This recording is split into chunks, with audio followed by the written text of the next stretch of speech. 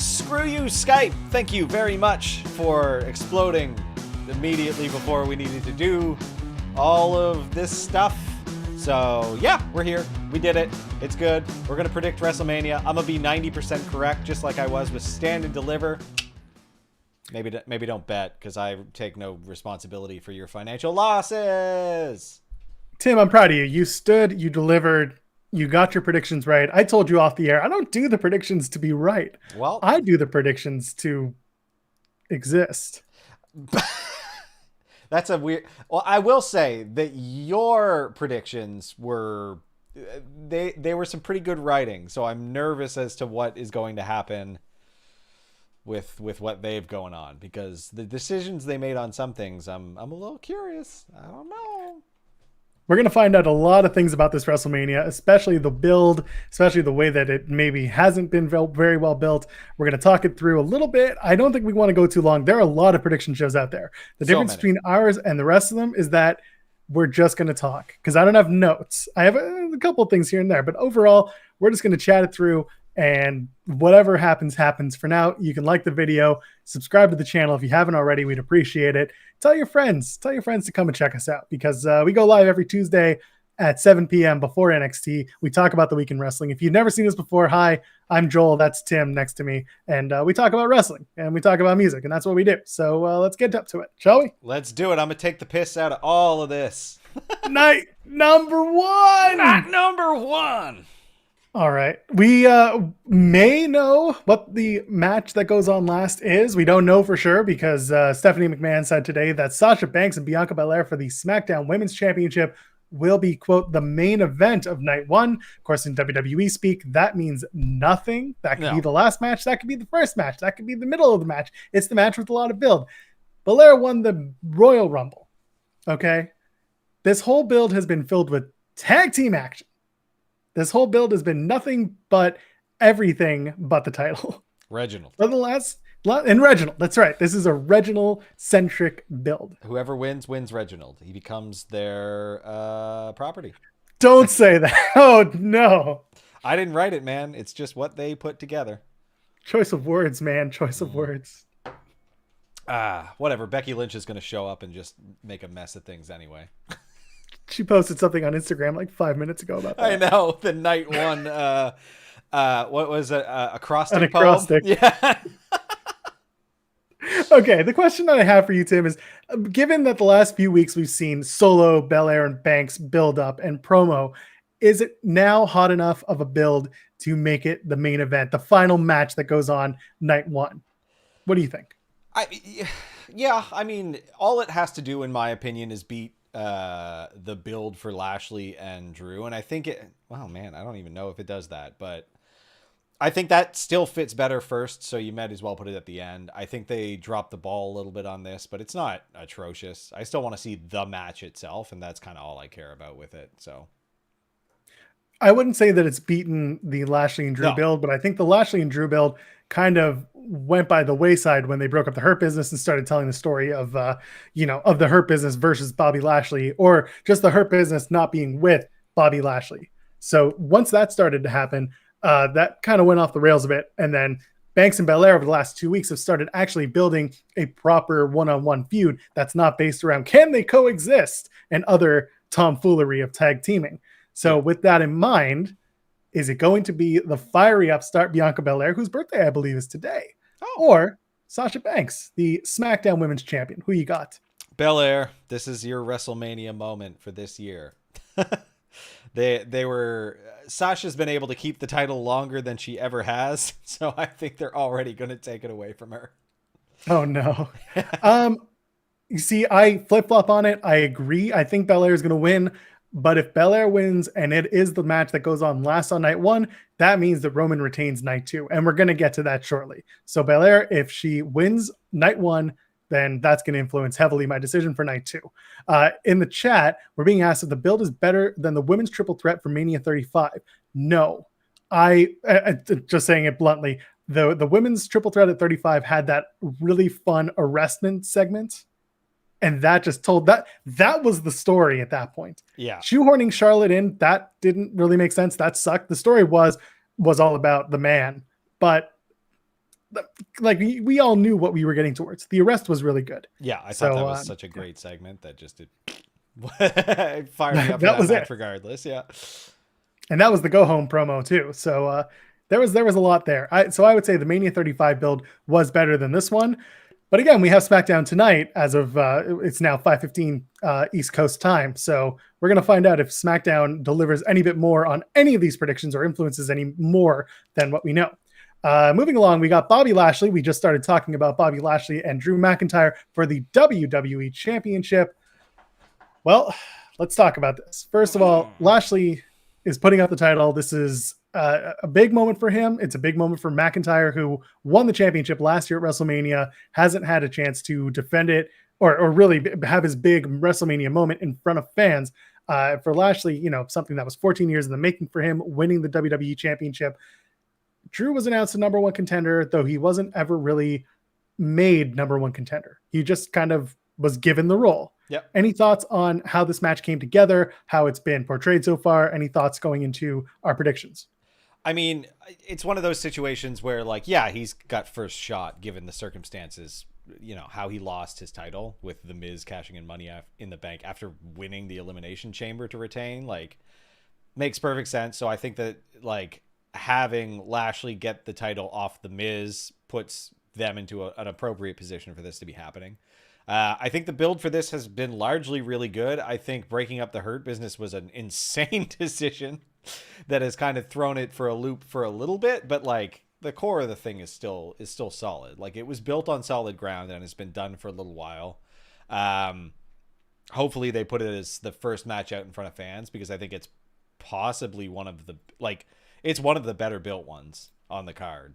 So it is. And going back to Drew McIntyre and his number one contendership, at the end of the day, the match was announced as tickets were going on sale. Yeah. And which of course they went on sale later because there was the whole kerfuffle about contract signings and all that stuff. So that kind of took away from what was really going on. And that was, we were trying to get matches set so that people could go and want to buy tickets for Mania this year. So they really jumped the gun. They didn't plan it out properly. Yeah. We talked about it earlier. This whole match went from being Drew versus Lashley to being Lashley versus the Hurt Business, with McIntyre just trying to get through. Yeah. I don't know really what to expect here anymore. If I had to make a prediction, Tim, I think I'm going to say Lashley retains. Yeah, I was actually going to agree with you, because it is tough, this one. Like, it feels like it could go either way. What I will say is, like, Lashley outsourced his business with Drew, right? He's a good CHO.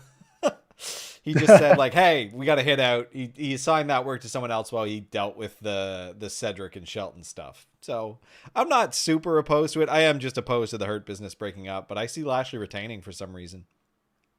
Yeah, again, because if we go back and we talk about night one and we say that Banks and Belair goes on last, I see a reason to have Belair win, but then there's so much story you can tell with Lashley retaining his championship on the big stage. Drew is not going to be hurt by losing to Lashley. There is still a moment there that can be told, having both Lashley and Bianca Belair win and defend the titles respectively. No, and I think seeing, like, having Braun and Drew's title runs early in the days were like really good foils, because you could see someone who really like managed to take this nearly impossible situation and make the best of it. Like, I think that having Drew go out first is just a big enough pop to give him a reward for all of the good work he did this year. Yeah. And if they're out first, the big pop will come. Yeah, 100%. If Drew coming out first, that might just be enough. So we're going to find out with the WWE Championship where we stand at the end of night one. We also have Bad Bunny and Damien Priest versus The Miz and John Morrison. It took so long to get to the tag team match, but we finally did it on Monday. Yeah. For weeks, we were just like, oh, so someone's injured or someone can't do it. Or can Bad Bunny really put on a 20-minute match? Apparently not. Doesn't matter, because it was always a tag match and they just took a while to get there. Yeah. But here's the thing, Tim. This is probably the best built match of WrestleMania. So when I was about to call Drew and Lashley one, like, I forgot about this one, and I had to walk it back before I opened my mouth, because this might be the best built match of the whole thing. Like, it's been going since Royal Rumble, and I'm hyped. Like, I'm into it. Yeah, again, start at the Rumble. Ms. Morrison trashed the DJ equipment. Bad Bunny takes top rope. It's fun. Yeah. It's gotta happen. The WrestleMania celebrity typically goes over. I get that, and Bad Bunny going over, I guess it makes sense. He never took the pinfall loss on that 24/7 championship that he gave over to R-Truth. Yep. However you want to feel about it, that's fine. But Bad Bunny came in, he did the work, he participated, he cared. Give him all that, but imagine the heat, Tim. Imagine the heat if The Miz pinned Bad Bunny the night before his new season of Miz and Mrs. Imagine that. I mean, that might be worth it just to get the fan boos in there. Like, that would be so awesome. So, like, I would be pleased if they take that chance and let it happen. That being said, I do fully expect Bad Bunny to go over.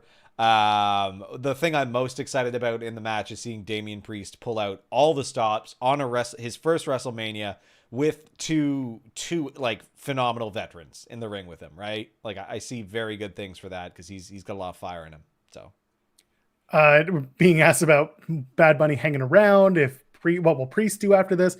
What do you think? Do you think Bad Bunny will hang around WWE after this match on Saturday? Dude seems to really love WWE, so I wouldn't be surprised. Like, his schedule once life returns to normal will be a bit more difficult for that. But, like, right now, musicians got nothing better to do other than, like, you can record anywhere. Like, it's true, especially when you're in that genre.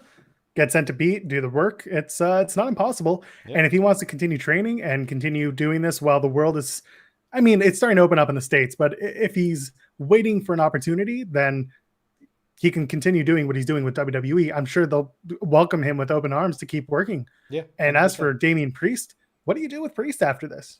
There's a lot of work you got to do. He's over with this, so he'll need something. I can see him entering like one of the mid-card title pictures, working his way up that. Yeah, I guess Riddle's got the title right now, so probably like some sort of multi-man match at some point down the road. Start to work up his profile on the main roster. Exactly. Start to build his profile is right. I could see Priest maybe pinning Miz the night after WrestleMania. Yeah, and just getting through that, and that's it for that whole Bad Bunny Priest Miz Morrison story. That'll blow off right there. Yeah. All right, moving on. So we're both saying that that Bad Bunny and Damien Priest get the win. That's 100%. Okay, great. Moving on, the New Day, the Raw Tag Team Champions, the New Day. Kofi Kingston and Xavier Woods are going to take on AJ Styles and the debuting Omos for one hell of a debut for Omos. Comes in, gets himself a big tag team title shot, just shows up and says, "Yeah, we're not registered as a tag team, but we want that title shot." The benefits of being tall and being employed by Vince McMahon. He's so tall. He's so tall. So WrestleMania immediately. You jump the queue. Now here's the big question. He's big. He's so big. Will he wear mauve as his ring gear? They better both come out in mauve ring gear or they're not winning. That's all. Yeah, that's all I want. And I know that AJ will have mauve gloves, mauve vest or whatever, just all mauve. Yeah. And maybe he'll be like, "I look stupid," and Omos will be like, "I think you look great." And just talk about it. I'm real excited for the match. Yeah. Omos will be like not nervous at all, super excited, and AJ will be like, "I'm nervous. I haven't worn this gear. I don't know what to do. It's WrestleMania," and Omos will be like, "Nah, we're good. We'll win." I love it. AJ's been a bit defined down. He's taken some pinfalls, and typically when that happens, usually foreshadows a victory for that person going into WrestleMania. Any thoughts? Any prediction? Let's get to that prediction for the match. Yeah, I think the quick transition from the Hurt Business having the titles to the New Day was to set this up specifically because I think they want, the brand behemoth that is the New Day to come out for WrestleMania, and I would expect to retain. Like, this is a match to hype up the children. That's the vibe I'm getting, so I expect the New Day to retain. I am going to go the opposite. I will say AJ Styles and Omos win the Raw Tag Team Championships. Whoa. New Day lose nothing by losing the championship. They are not defined down any further. AJ and Omos as a tag team is a fun story to tell. And also, they're the bad guys. They're the heels. Therefore, they can have more people chasing after them after Mania than just having the New Day, who are mega stars with or without the championships. This is true. So I can see that happening. Also, I don't think AJ's won the tag team championships yet. No, at least not the Raw ones. Yeah. So it's a new notch on his belt. Oh. Speaking of belts, no, this isn't a belt match. This is a steel cage match. Braun Strowman and Shane McMahon. He's not a man. He's a McMahon. He's no ordinary man. He's a McMahon. He's a McMahon. He's a man, such a McMahon. He's a real man's McMahon. Oh my God. Is this going anywhere? No, I'm just trying to see if you'll figure out what I'm doing. Listen, this match is so dumb, but it's so great. I'm fine with it. I'm here for it. I'm happy to see a cage match at WrestleMania. If it goes the way that you've predicted, like I can't get that out of my head now. I fully expect that to be the way that she goes. We will get to that very quickly. This match has had everything. It's had green slime. It's had college education. It's had bullying. It's had steel cages, musicians, racist, everything. The only thing it hasn't had is a real reason. If they took the real quick route to getting Braun over and like positioning him as like defender of all who art bullied, like, which, I mean, it is wrestling.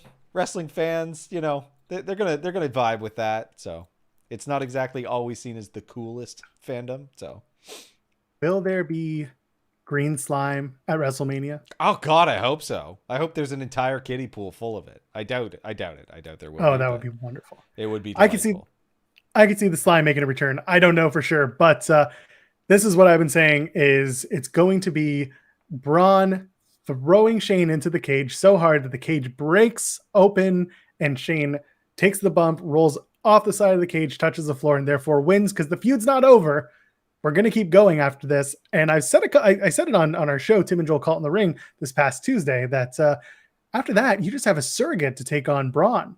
You have someone representing Shane McMahon to take on Braun, and that person could be Dexter Lumis. It could be, who else could it be? Tim, we spitballed. Who else could it be? I mean, there's so many people. You still have Elias and Jackson Riker that you can throw in and out here and there as you need. God knows they'll work in a 6-man tag match at some point. Who would be good? A new call-up. Adam Cole. Oh, that's why I went with Dexter. No, it's got to be a big, imposing human being. Yeah, I know. It's got to be a big boy. Dabba-Kato was the other one. Dabba-Kato. I forgot he existed again because we haven't seen him in forever. Bring back Shane's big heater, Dabba-Kato. Maybe he's been rolling around with the big men long enough that he's ready to go. Definitely. All right.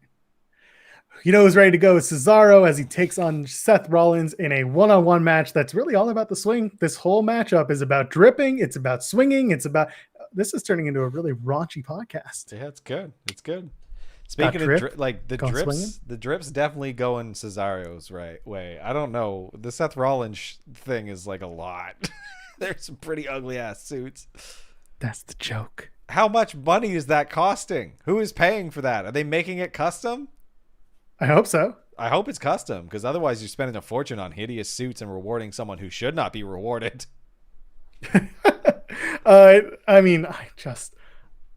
It's going to be one of those matches, just like Pete Dunne and Kushida from NXT TakeOver Stand and Deliver. It's going to be a really good match. It's going to be that work rate match. We're going to have fun and enjoy it. But at the end of the day, I mean, Cesaro hinted on Renee Paquette's podcast, Oral Sessions. Saying that is always fun, especially when we're talking about swinging and drips. On Oral Sessions, he said he wanted to swing Seth Rollins 37 times. That's awesome. Do it. That would be such a funny gimmick as long as it doesn't explode Seth's brain in the ring. I'm sure someone will be there to pick up the pieces if he does. I feel like that's so bad for you. I can't even spin more than like 3 or 4 times without getting nauseous. At the end of the day, who's going to win the match? Is it going to be Cesaro or is it going to be Seth Rollins? I don't know. I hope Cesaro, man. Like, he's been ready to go for 7 years. Let's go. It's a very interesting stat that Seth Rollins had been on a good tear at WrestleManias, and last year he lost to Kevin Owens. Yeah, that was like the big hype. Do you have Rollins drop 2 consecutive WrestleMania matches? he's sitting in this weird position right now creatively. Like, there's no real place for him. They had the opportunity to truly repackage him when he came back, but they didn't really. They just started putting him in silly suits. He's still the Monday night or the Friday night, whatever, the Messiah character. Which, again, he needs a bunch of followers, and they haven't done that, and they've kind of squandered like what could have been an okay idea and just turned it into something that feels aimless. So I don't know. I could see him losing 2 in a row. What's not aimless is clicking like on the video, tap and subscribe, get that bell notifications. Go for it. Get it all. Let's move on. We have a number 1 contenders match for the women's tag team championships. It's going to be Lana and Naomi, Dana Brooke and Mandy Rose, the Riot Squad, Natalya and Tamina, and according to WWE socials, though it's been pulled and SmackDown is in an hour and a half, maybe Carmella and Billie Kay. Now, let's just go through all of this. There's a lot of competitors. Yeah. But if you had to pick one, who would it be? Knowing that Lana and Naomi have been featured, Dana Brooke, Mandy Rose have been featured, Natalya and Tamina have recently been featured, Riot Squad have been nowhere to be found up until this past week. I mean, out of all of these, like I don't know. I don't get it. Like, you know who it's gonna be. It's got to be the Lana and Naomi thing. That's such a good story. You can't pass it up, and it's easy. Like, you don't put. Go ahead.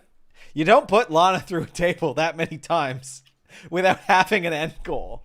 Like, this could be the longest build on the card if they just do it right, and they get an extra day. I'm so glad you see this. The best built match at WrestleMania is not Bad Bunny. It's the story of Lana and Nia. Yeah. And at one point, it could have been for a women's championship, but that would have upset a lot of people. Instead, the story here is Lana getting the pin on Nia Jax for the women's tag titles. It's not about a table anymore because Lana put Nia through a table, albeit it was, by shoving her into it. But whatever, that happened.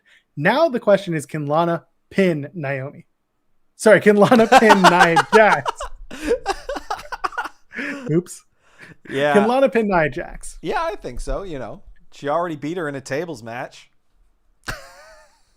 Okay, so let's just get to it. We have the number 1 contenders match. Are we both saying Lana and Naomi? Yeah, I would say so, yeah. So that'll bring us into night 2. Shania Payne, Nia Jax, Shayna Baszler take on the winners of the tag team turmoil match, assuming it is Lana and Naomi. Who wins that match? Lana and Naomi? Yeah. Keep in mind, like, you also have the pay dirt of Naomi in here, who, remember, not so very long ago was the subject of quite a bit of Twitter hashtag explosivity. Like, people were very, very over her, she's very over. So, like, yes, not only do you have a very well told long-term storyline, but you also have paying the fan service with Naomi getting a championship belt. So, as much as I love Natty and Tamina, specifically Tamina, it'll come out tonight as well when I tweet out Tamina. It's Lana and Naomi, and it's going to be Lana pinning Nia Jax, and the world will rejoice. Yeah. At least my world will. For the United States Championship, we have Riddle taking on Sheamus. We talked about this on our show, but I don't understand why we have to do this match after we saw it on Raw, and it was good, but it was non-title. We do this all the time in WWE where it's just a non-title match and then they beat the champion and they get the title shot and then it just happens again. Why are we doing it? You took all the good spots in that Raw match. Now you got to bring it to WrestleMania. There's a big difference between Raw and WrestleMania. What do you do?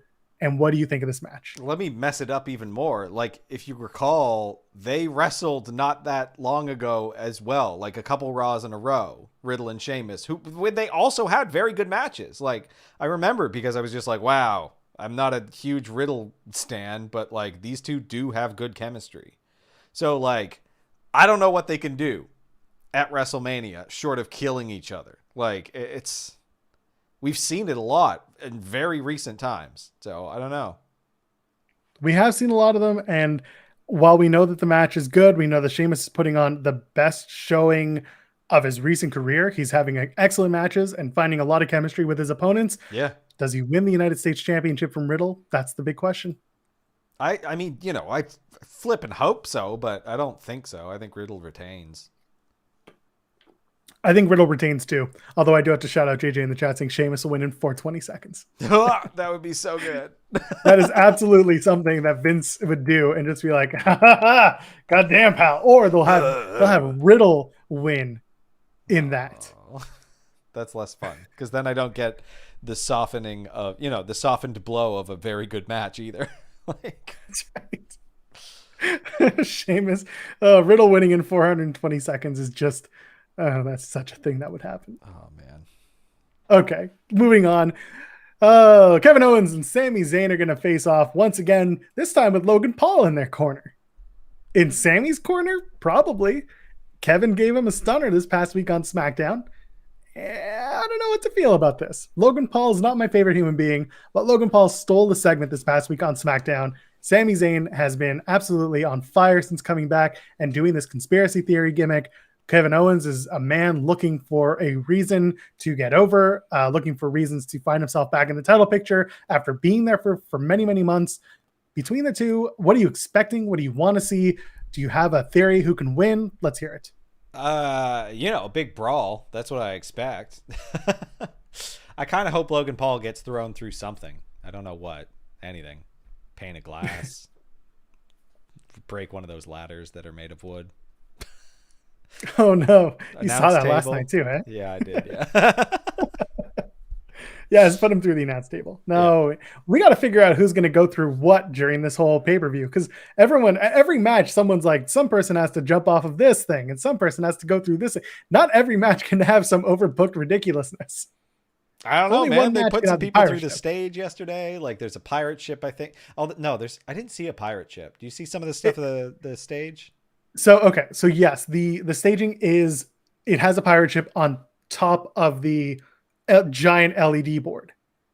Oh, that's very so there's a giant LED board and then there's a pirate ship on top of that with sails that have the WrestleMania logo across, which is really good. Yeah, it looks really nice. It's bigger than the actual Buccaneers pirate ship that is in the background. You probably won't even see it. Yeah. Unless you have a giant aerial shot. They made it bigger because Vince McMahon is a psychopath. Yeah, of course, yes. Okay, so that's where the pirate ship is. I don't know. It's gonna be a curious thing. Zayn taking a loss means nothing because again, he's been perfect for this whole thing. And what does a win for him really do? Nothing. Like he's gonna continue to play like the same kind of role through the rest of his career. Like he's never gonna reach the top. I don't think he's a good like mid card guy. So I don't know. I see Sami Zayn could be a really fun Universal Champion with this conspiracy gimmick.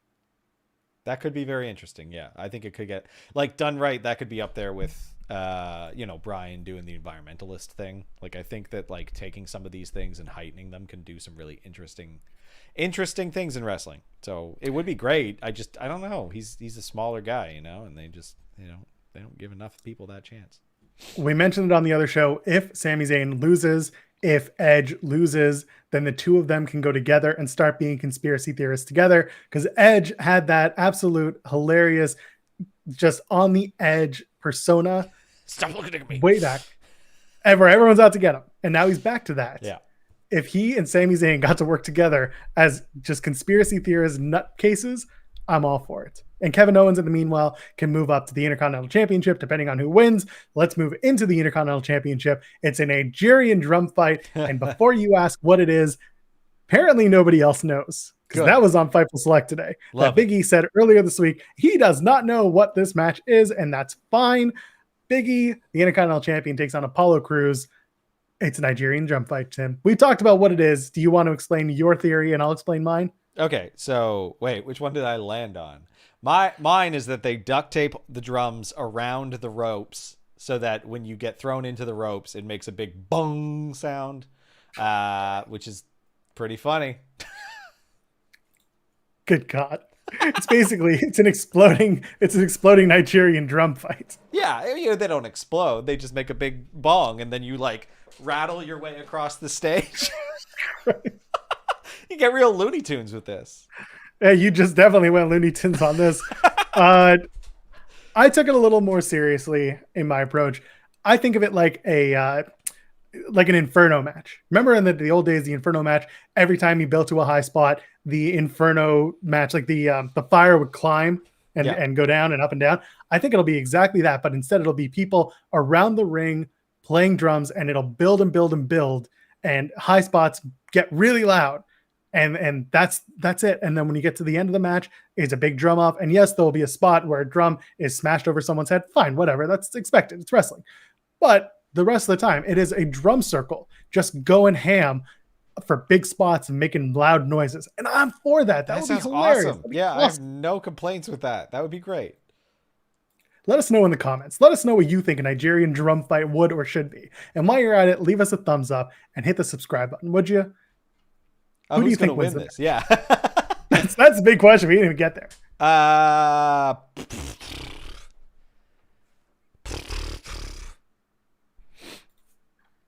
don't know. Maybe they're just going hard on the face wins. First time back with fans. Big E retains. The only going back to Kevin Owens. If Kevin Owens wins the match, I can see him moving up and fighting Apollo Crews for the Intercontinental Championship. I think that would be a really fun story to tell. Crews winning the Intercontinental Championship would be nice. Big E could then start making his way further up the card, start making his way into the Universal Championship picture if there's room for him, or at least finding a spot, because he's been a good Intercontinental Champion, but he doesn't necessarily have a lot of mid-card talent to work with. Sami Zayn wins, he can go up against Big E again, but we've seen that. We've seen it, yeah. Yeah. So I would like Apollo Crews to take the win. Typically when it's your match, I don't think you win. No. Like when it's your stipulation. So I'll take Apollo Crews just for the differentiator. Okay. There we go. All drums. Just drumming for hours. It's a big drum solo of a match. We've hit it. We've made it. This is the match. It's The Fiend and Randy Orton. Whew. This match is a build that's been going on for a while. Too long, though. Too long. Okay. Now, we understand that this is a very long, nuanced story. Is it nuanced? Is that the right word? I don't think it's the right word. I'm trying to make it more interesting than it might be. Okay. Let's be frank. I'm Joel and you're Tim, but let's be frank. This whole build has been based on burning a man alive, using a woman as a evil conduit through which this burnt body speaks. A lot of the occults, a lot of fire, some lightning, a lot of everything. And Randy is having the time of his life. Yep. It comes to an end on Sunday night. His life? It very well could. We still don't know how this match is going to be. This match could be a something backstage match. What do you think? Are we going to have a match in the ring? Are we going to have a match better than their match at WrestleMania 33? What do we expect from these two, from The Fiend and Randy Orton? I expect a slow pace. I expect lighting effects that may make me sad. I hope I see fire. Some type of fire. Somebody better catch on fire. That's what I want. You think that this ends with Randy Orton being set on fire? It's tough to do that since he doesn't wear clothes. Got to wear a lot of flame retardant gel and not sweat it off. And that's tough. Maybe Alexa and The Fiend work together and we finally get the girl Fiend with the mask. I feel like they've given up on that. I feel like it too. Because they just made her a doll. Yeah, creepy anime thing. They plastered her face white and gave her the contacts. And that stupid tongue she had that one time. One time. The fruit roll up or fruit by the foot. Fruit by the foot. And I see, Randy punts Bray's mask off and turns him into Funhouse Bray. Randy wins. They can't. I had a different theory. Okay. You can't edit it. I have no theories. My theory isn't about the match, the end of the match. I think The Fiend wins the match. Yeah. Okay. Same. Beats Randy. We go next night on Raw, and it's Alexa in the Firefly Funhouse, and she introduces the Fiend, the burnt out Fiend. He's gonna rip off all of his skin off camera. You'll hear whatever, and then it's regular Bray, and he shed all of his skin. Gross. And that's it. And you're back to regular Bray. And we never see the Fiend again? No, you still see the Fiend, but it's regular Fiend again. Ain't much. Maybe give him wings or something, you know? Oh my God, Red Bull. No, he's like a caterpillar. He's turned into a beautiful... But that's what it is. That's what because he started off by posting larva and all this other stuff. Yeah. Oh, man. Who wins the match, Tim? It's the Fiend, I think. Like, I agree. Getting his comeuppance because he is the baby face of the story. yeah, and he wasn't set on fire. Or no, I mean, Randy wasn't set on fire, so... This is a Fiend weird... wins, friends. This is so weird. The Fiend will win. And then what? Oh, that's a problem for Bruce and the team. Yeah. Speaking of problems for Bruce and the team, the Raw Women's Championship on the line. Asuka will take on Rhea Ripley. This match has been ridiculous to get through. And we had the whole, can they coexist? We did this already. I'm not doing it again. Yeah, no. Asuka has been champion for so long. She has not been able to defend the championship not even successfully, just much at all, because of the way that this whole Lacey Evans thing started. The Charlotte stuff happened. Like Zelina Vega got fired. That was kind of off point. But the point is, she hasn't had much to do because a lot of the story has been about people who keep going down for reasons one or the other. So I don't blame Asuka. Yeah, no, she's had good championship runs too. This isn't like, shit happens. Like, this isn't the end of the world. And you can rebuild a title reign. Yeah, it's fine. So Rhea's officially the heel. Yeah. She's officially the bad guy. Asuka is confident for sure. She's a dominant champion. This could be, everyone's wanting the Asuka of old, the Asuka that was dominant in NXT. This is still potentially her. Yeah. Holding the title for a long time. Why not have it till Money in the Bank or past that? Why not continue having Asuka as the champion? Yeah. I don't need to think back as Asuka like, oh, it's been a miserable title reign. Fine. We can fix that by keeping her as champion and having good matches. Yeah. Again, it's no big deal. These are kind of like weird circumstances. And I think that for this title and this division, this is just going to be like a nice little reset point. And then they can rebuild with more fans, hopefully sooner rather than later. And yeah, make Asuka strong because she's reliable and capable of holding the title and is a fan favorite. Rhea, I think the time was last year if they're going to do it. And I think it's better to wait a full year, like we talked about on our show. Like, hold off for 1 year for Rhea to get the title. Does Rhea lose a little bit of cachet by losing 2 WrestleManias in a row in women's championship matches? No, I don't think so. Like, she's young. Like, this is not, takes time. Again, I agree with you. Still love Cesaro. He hasn't won shit. And that match can be buried so deep in the card that people don't really go too far off thinking about it. Yeah, exactly. So I see Asuka retaining. It works for me. Same. And no, I don't see Charlotte Flair getting involved. No.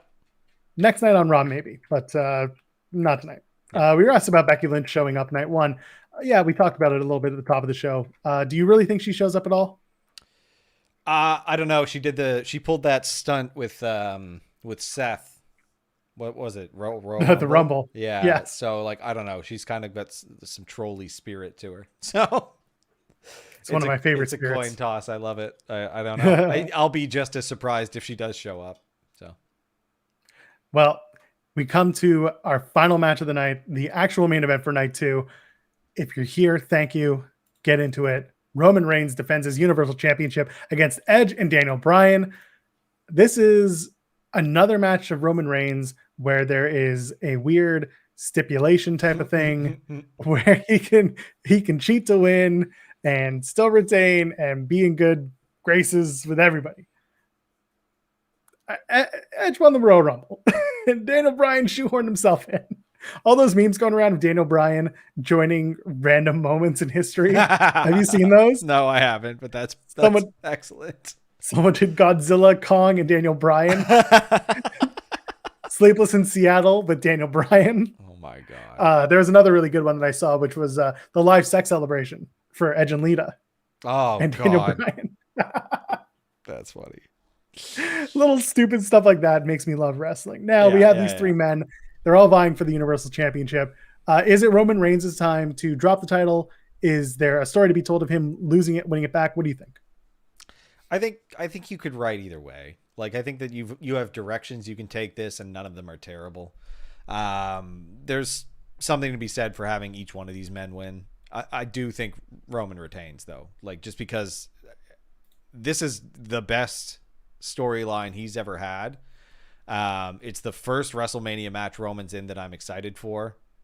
Like I think it'd be good to have him again win like a heel. Like we have to put him in a match where there's zero ability for outside interference. Like that's how he's going to lose, is when there's no way to do the heel move out of it, right? That's what I was expecting when it was going to be one-on-one. Was Yeah. Edge calling out Roman Reigns for doing a bunch of matches with gimmicks and saying, you've never beat anyone one-on-one without tomfoolery. Face me one-on-one, no gimmicks, just us. And then Daniel Bryan came out. Yeah. So yeah, I personally, I see Roman Reigns attaining. I see a world where I don't think Daniel Bryan wins a championship. It's way too close to WrestleMania 30, and going back to that is not a good look in my opinion. No. I don't see a reason to do it.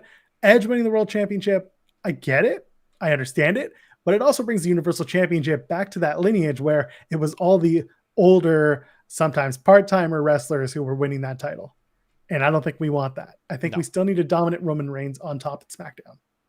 Yeah, there's still a lot more story to be told with that whole thing. So, and again, we don't even have it's Jimmy Uso back yet. Like, yeah, lot to be told with that. So I don't want to spoil what they've got a good thing going. They don't need to upset it right now. And you have, like I said, I think that you're going to see a decent number of babyface wins anyway. So you've got Roman Reigns. I've got Roman Reigns. I've got Roman Reigns. Roman Reigns. Now, Roman Reigns. The armbar, did we discuss a winner for that? That goes down tonight on SmackDown in about an hour if you're watching live. If you're watching this after the fact, then laugh at us for for whatever we get. Who do you think wins the Andre the Giant Memorial Battle Royal? You said Tucker. I did say Tucker. I'm not going to say Tucker. I need to see a list of the too many competitors again. It's on .com. Yeah. Just a second. I'm going. All right. I still think I could listen. I could see it Tucker. I could also see it being one of the former Retribution members. I could see it being like if you have some fun with it, you have not T-Bar. You have T-Bar win, and then he takes off the mask, and we just move forward. What do you call him after that? Rebar? Like what's? No, he says I'm Dominik Dijakovic, and buy my I'm toys. no longer. He has a like his Twitter thing says right now, it just says Friday. So either he's a big fan of the movie, or he could win the armbar and make a big shot for himself, taking off the mask and becoming Dominik Dijakovic again. Oh man, Cedric and Shelton are in this. Yep, they are. Oh man, Ali's in it. Mace, Slapjack, Humberto Carrillo, Angel Garza. Elias is in it. Jackson Riker is in it. I'm doing this off the top of my head right now. Yeah, you're spot on. It's all weird. Oh man, and the whole 24/7 crew. Yes, Drew Gulak's in there. Yep.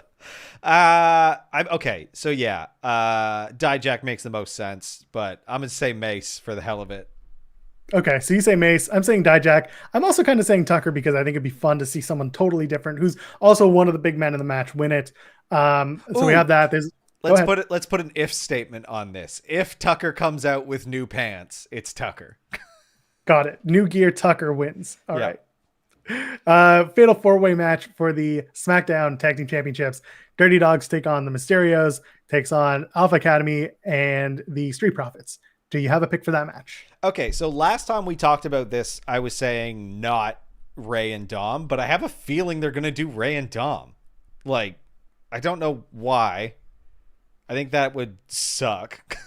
But I think they're going to do it. Like, and I say would suck just because like there's, there's something there. It's not really a storyline I'm passionate about, but like you can sell that to fans having the first father-son duo win a tag belt.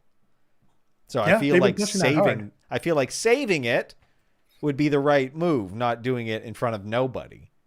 But I have this feeling they're going to do it, and then, I don't know, maybe they'll get like a weird segment, either pre-show WrestleMania. Oh, no, they can't come out, but like pre-show night 2, or something like that, you know, where they get a fan pop, but they're not really on the card, which would be awful. But I don't know. I'm getting nervous about it. Yeah, I'm getting nervous about it.